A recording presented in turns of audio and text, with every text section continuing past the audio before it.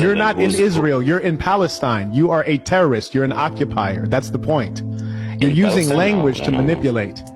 Palestine, first of all, if you're going to go to the origin of the word, it came from Greece. No, we don't have to go to the origin of the word. We're going to the origin of that land and how your country is younger than my grandmother. My grandmother's older than your country.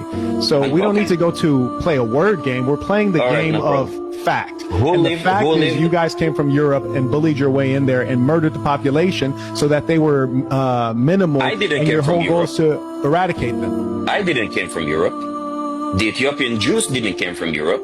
Yeah, are you talking about the Jews that you guys tried to stop them from having children so you can keep Israel white? You talking about those Ethiopian Jews? I say I didn't came from Europe.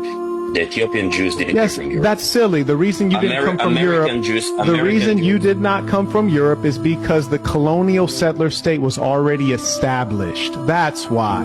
It's the same thing with me saying I didn't come from Africa. Well, that's because my ancestors had already come here, but that's not where they originate from. And similarly, we're both in settler colonial states. But here's the difference. You guys have committed your genocide on television with no remorse. And you also create a fictitious story. Which genocide? And now I want you to break down genocide for me.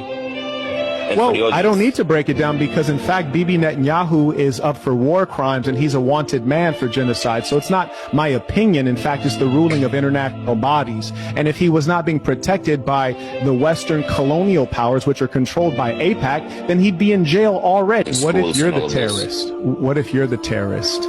You're the terrorist. You invaded their land. You are the terrorist.